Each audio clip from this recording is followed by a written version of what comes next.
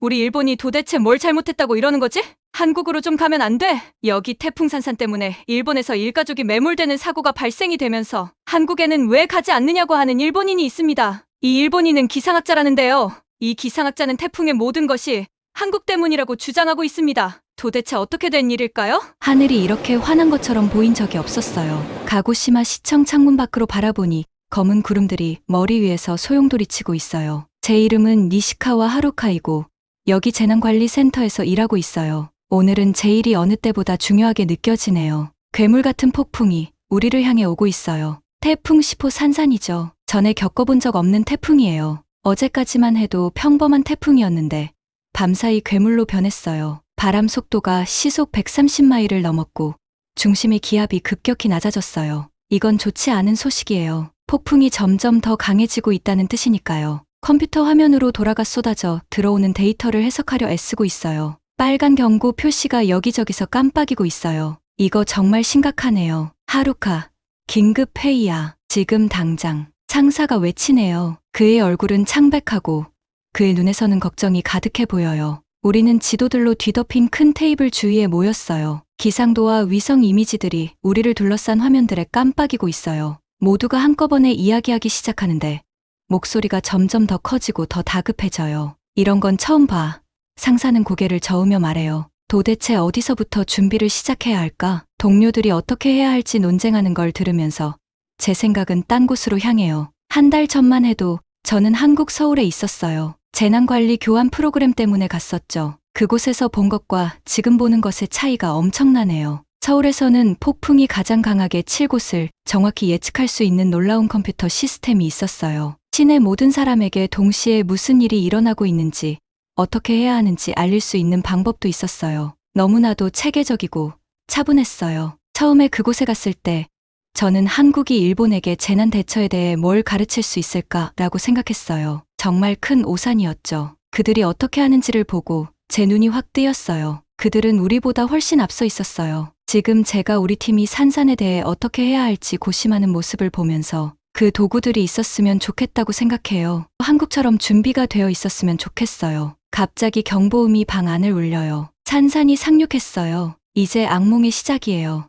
우리 구식 비상 시스템은 거의 즉시 무너지기 시작했어요. 사람들에게 경고를 충분히 빨리 전달할 수가 없었어요. 우리가 마련한 대피소는 이미 가득 찼고 거리에서는 사람들이 공포에 질려 있어요. 점점 더 나쁜 소식들이 들어오기 시작해요. 거대한 산사태가 도시 외곽의 한 마을 전체를 덮쳤다는 보고가 들어왔어요. 해안가의 방파제가 여러 곳에서 무너져서 물이 도시의 저지대로 밀려들고 있어요. 바람은 너무 강해서 건물의 지붕이 통째로 날아가고 있어요. 악몽 속에 있는 것 같아요. 이럴 리가 없는데 우리는 이런 상황에 대비가 되어 있어야 하는데 일본은 항상 태풍에 시달리잖아요. 하지만 이건 다르네요. 그리고 상황이 더 나빠질 수 없다고 생각할 때 제 피를 얼어붙게 하는 구조 요청이 들어와요. 바로 침수된 지역 한가운데 있는 사쿠라 초등학교에서 온 거예요. 그들은 갇혀 있어요. 수백 명의 아이들과 교사들이 위층에 갇혀 있고 물은 계속 차오르고 있어요. 무전기를 잡고 반대편의 당황한 목소리를 진정시키려 했어요. 도움이 갈 거예요 라고 말했지만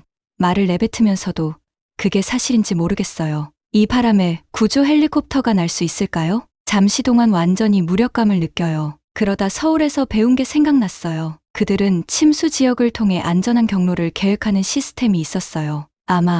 정말 아마도 여기서도 그걸 사용할 수 있을지도 몰라요. 컴퓨터에 도시의 지형 데이터를 불러오고 계산을 시작해요. 타이밍만 맞춘다면 침수된 거리들을 통해 학교에 갈 방법이 있을지도 몰라요. 위험해요. 정말 위험해요. 하지만 다른 선택지가 없어요. 심장이 쿵쾅대는 가운데 상사에게로 돌아서요. 제가 생각이 있어요 라고 말해요. 하지만 좋아하시진 않을 거예요. 제가 계획을 설명하기 시작하자 그의 눈에서 의심이 보이네요. 하지만 다른 것도 보여요. 희망이요. 아주 희박한 가능성이지만 그게 우리가 가진 유일한 기회예요. 시작해봐. 드디어 그가 말해요. 그렇게 저는 우리 도시에서 가장 위험한 구조 임무를 맡게 됐어요. 명령을 내리고 팀을 모으면서 이렇게 생각하지 않을 수 없네요. 이게 제가 서울에 간 이유라고, 우리가 다른 사람들로부터 배워야 하는 이유라고, 그저 아이들을 구할 만큼 충분히 배웠기를 바랄 뿐이에요. 제가 재난관리 교환 프로그램으로 서울에 도착했던 날이 아직도 생생하게 기억나요. 도시가 활기에 넘쳐 있었고 저는 설렘과 긴장이 뒤섞인 감정을 느꼈어요. 한국국립재난안전연구원에 들어섰을 때 모든 것이 얼마나 현대적인지에 놀랐습니다. 가고시마의 낡은 사무실과는 전혀 다른 모습이었어요. 한국 측 담당자인 도준 씨가 따뜻한 미소로 저를 맞이했어요. 환영합니다. 하루카. 여기서 우리가 재난을 어떻게 다루는지 보실 준비 되셨나요? 저는 고개를 끄덕이며 회의적인 마음을 숨기려 했어요. 한국이 자연재해를 다루는 데 있어서 일본에 무엇을 가르칠 수 있을까 싶었거든요. 우리는 수세기 동안 이런 일을 해왔으니까요. 도준 씨는 저를 지휘센터로 안내했고 저는 입이 떡 벌어졌어요. 그 방은 전국에서 실시간으로 전송되는 데이터를 보여주는 거대한 스크린들로 가득했어요. 기상 패턴, 지진 활동, 교통 흐름 등 모든 정보가 거기 있었고 끊임없이 업데이트되고 있었어요. 이게 우리 AI 기반 예측 시스템입니다.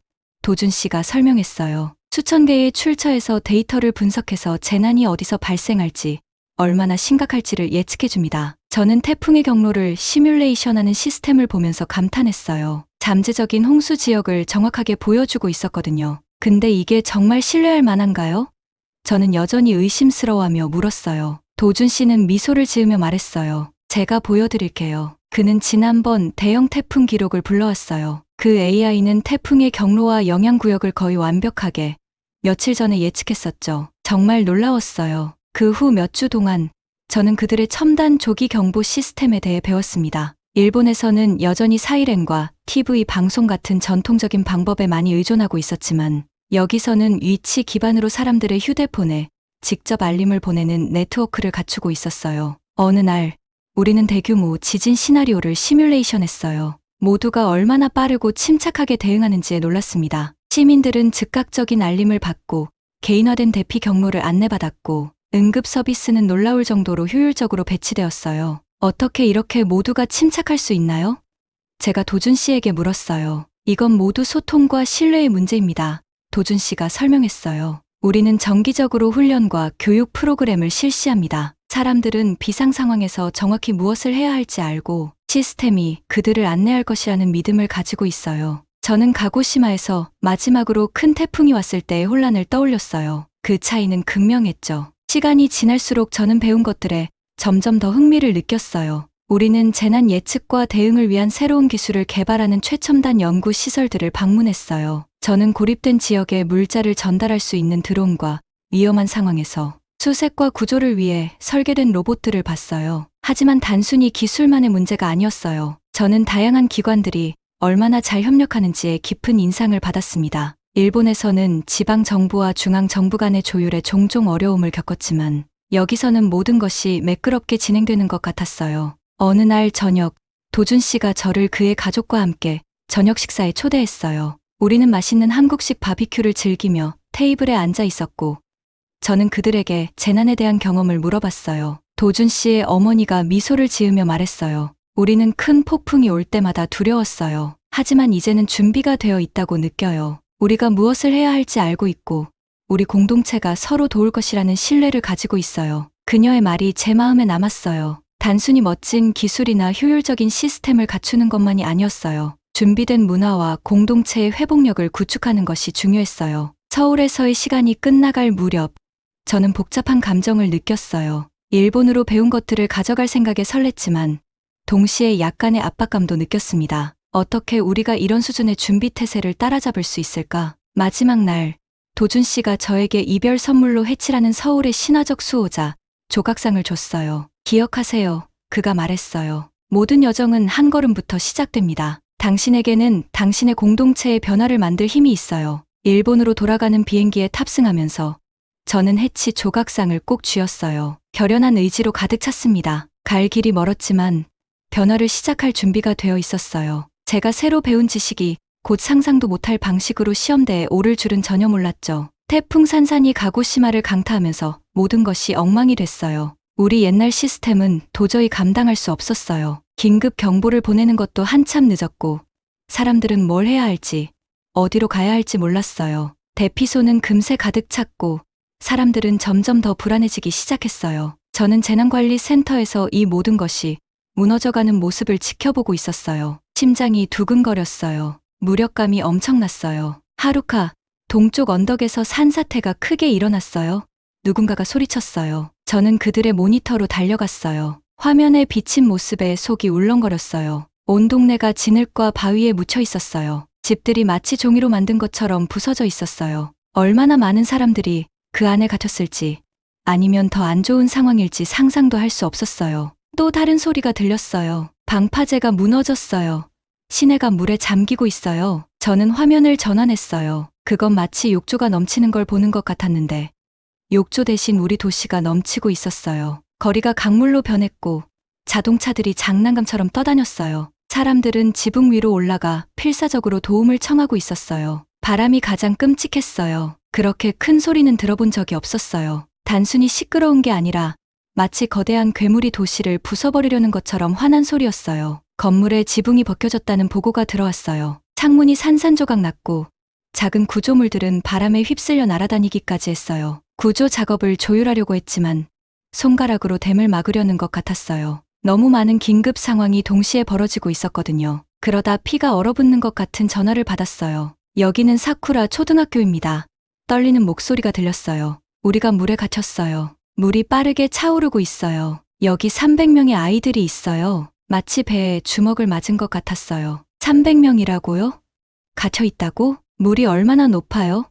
저는 최대한 침착하게 목소리를 유지하며 물었어요. 1층까지 차올랐어요. 모두 위층으로 옮겼지만 그녀의 목소리에서 두려움이 느껴졌어요. 그녀는 끝까지 말을 잇지 않아도 됐어요. 물이 계속 차오른다면 더 이상 갈 곳이 없을 테니까요. 도움이 가고 있어요. 저는 약속했지만 그 약속을 어떻게 지킬지는 전혀 감이 오지 않았어요. 헬리콥터를 보내려고 했지만 바람이 너무 강해서 날 수가 없었어요. 보트는 물속에 떠다니는 잔해들 때문에 위험했고요. 저는 지도에 시선을 고정한 채 해결책을 찾으려 했어요. 하지만 학교로 가는 모든 길이 막히거나 물에 잠겨 있었어요. 절망적이었어요. 주변의 지휘센터는 완전 혼돈 그 자체였어요. 전화벨이 쉬지 않고 울려대고 사람들은 새로운 상황과 요청을 외치고 있었어요. 모니터는 몇 초마다 새로운 경고를 깜빡거렸어요. 저는 그 아이들을 생각했어요. 학교 상층에 모여있는 아이들, 울고 있을까요? 부모를 부르고 있을까요? 자신들이 얼마나 위험한 상황에 처했는지 이해하고 있을까요? 저는 저의 학창 시절을 떠올렸어요. 화재 대피 훈련과 지진 대피 훈련. 하지만 우리는 이런 상황을 상상해 본 적이 없었죠. 어떻게 이런 걸 상상할 수 있었겠어요? 밖에서는 태풍이 계속 몰아치고 있었어요. 두꺼운 지휘센터 벽을 통해서도 그 울부짖음이 들렸어요. 마치 세상이 끝나는 소리 같았어요. 어쩌면 누군가에게는 진짜로 세상이 끝나고 있는지도 몰라요. 이미 얼마나 많은 사람들을 잃었을까요? 이게 끝나기 전까지 얼마나 더 많은 사람들을 잃게 될까요? 저는 서울에서 봤던 시스템들을 떠올렸어요. 그들의 첨단 경보망, 상세한 대피 계획들. 우리가 그런 걸 가지고 있었다면 이걸 막을 수 있었을까요? 더 많은 사람들을 구할 수 있었을까요? 하지만 그런 생각들은 지금 누구에게도 도움이 되지 않아요. 지금 여기서 제가 할 수 있는 것에 집중해야 했어요. 다시 지도에 있는 학교를 보았어요. 방법이 있을 거예요. 아이들을 실망시킬 수는 없어요. 이 도시를 실망시킬 수는 없어요. 좋아요. 깊이 숨을 들이마시고 말했어요. 틀에 박힌 생각에서 벗어나 봅시다. 저 학교에 도달할 계획이 필요해요. 어떤 아이디어든 환영이에요. 아무리 말도 안 되는 것처럼 들려도 좋아요. 팀원들이 제 주변으로 모여들었을 때 저는 희미한 희망의 불씨를 느꼈어요. 아직 우리가 진 건 아니었어요. 방법을 찾을 거예요. 반드시 찾아야 해요. 태풍이 강력할지라도 우리도 강해요. 그리고 우리는 싸우지 않고는 포기하지 않을 거예요. 우리는 빨리 움직여야 한다는 걸 알고 있었어요. 초등학교 상황이 점점 더 악화되고 있었거든요. 수백 명의 아이들과 교사들이 갇혀 있었고 물은 계속해서 차오르고 있었어요. 그 겁에 질린 얼굴들을 생각하니 얼마나 무서워하고 있을지 상상할 수밖에 없었어요. 뭔가 다른 방법을 시도해야 해요.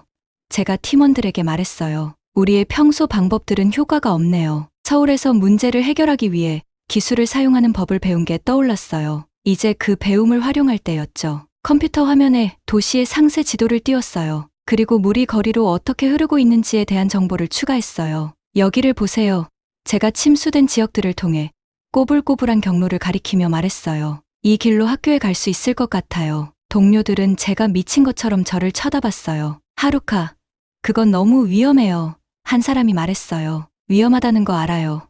제가 인정했어요. 하지만 우리에겐 선택의 여지가 없어요. 저 아이들에게 지금 우리의 도움이 필요해요. 깊게 숨을 들이쉬고 제 계획을 설명했어요. 물속에서도 달릴 수 있는 특수 차량을 사용할 거예요. 이 위험한 임무에 나설 용감한 자원봉사자들이 필요할 거예요. 쉽지 않을 거라는 걸 알았지만 저는 이 방법이 통할 거라고 믿었어요. 놀랍게도 사람들이 자원하기 시작했어요. 그들의 용기가 제게 희망을 줬어요. 어쩌면 정말로 해낼 수 있을지도 몰랐어요. 우리는 수륙양용 차량들을 모았어요. 이 차량들은 바퀴가 달린 보트처럼 생겼어요. 각 팀에게 지도를 주고 무전기를 건네줬어요. 여기서 여러분을 안내할게요. 제가 말했어요. 하지만 조심하세요. 거리에는 위험한 파편들이 가득할 거예요. 구조팀이 출발하자 제 심장은 빠르게 뛰기 시작했어요. 화면에서 그들의 진행 상황을 지켜봤는데 작은 점들이 홍수 속을 천천히 움직이고 있었어요. 몇 분마다 저는 그들에게 업데이트를 제공했어요. 여기서 왼쪽으로 돌아요.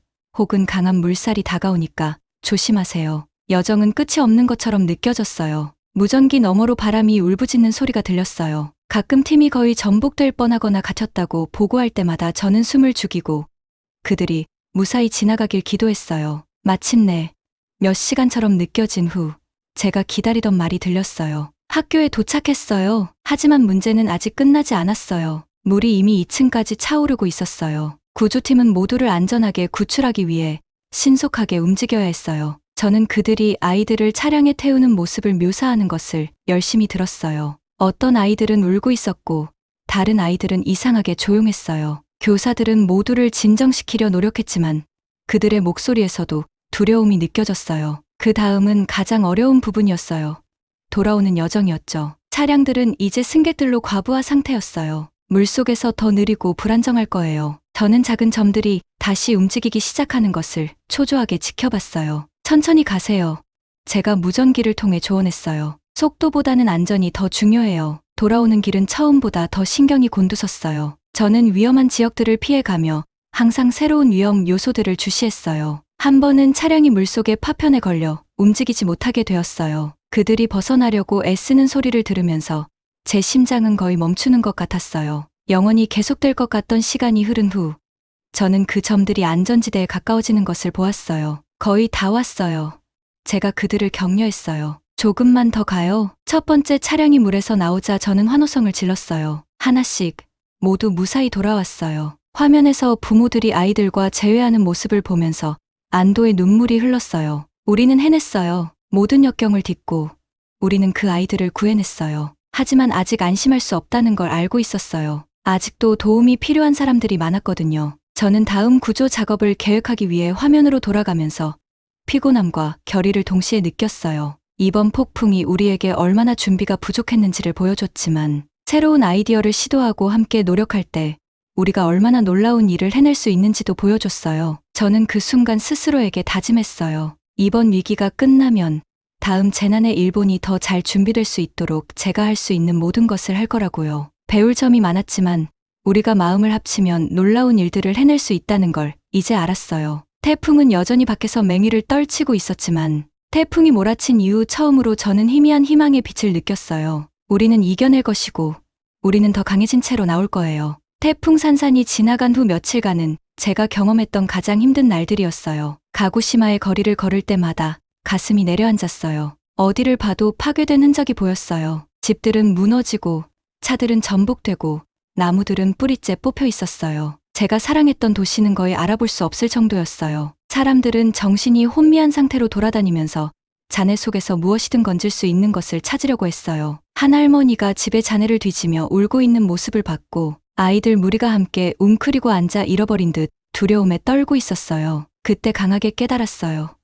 우리가 이 사람들을 지켜주지 못했구나. 재난관리센터에서는 분위기가 침울했어요. 우리는 구호 작업을 조율하고 피해를 평가하기 위해 밤낮 없이 일했지만 너무 늦은 것 같았어요. 사망자 수는 계속 증가하고 있었고 수천 명이 여전히 실종 상태였어요. 새로운 보고가 나올 때마다 마음이 무너졌어요. 자연스럽게 한국에서의 시간이 떠올랐어요. 그곳에서 봤던 효율적으로 움직이는 체계와는 큰 차이가 있었죠. 여기서는 마치 어둠 속에서 더듬거리듯 일을 하고 있었어요. 노력 부족 때문은 아니었어요.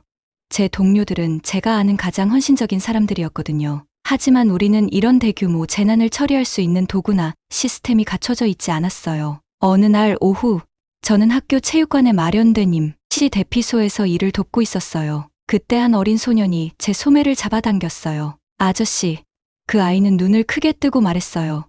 왜 우리는 준비가 안 되어 있었어요? 우리 선생님은 항상 일본이 뭐든지 대비가 되어 있다고 하셨어요. 저는 어떻게 대답해야 할지 몰랐어요. 우리가 자만해졌다고 어떻게 설명해야 할까요?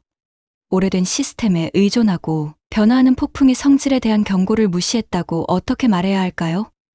사실은 우리가 경계를 늦췄고 이제 그 대가를 무고한 사람들이 치르고 있었어요. 그날 밤 저는 잠을 잘 수 없었어요. 구르며 잠을 설쳤고 우리가 구하지 못한 사람들의 얼굴이 떠올라 괴로웠어요. 천장을 바라보며 결심했어요. 과거를 바꿀 수는 없지만 거기서 배울 수는 있다. 우리는 더 잘해야만 해요. 다음 날 아침 저는 팀을 소집해서 회의를 열었어요. 우리는 변해야 해요.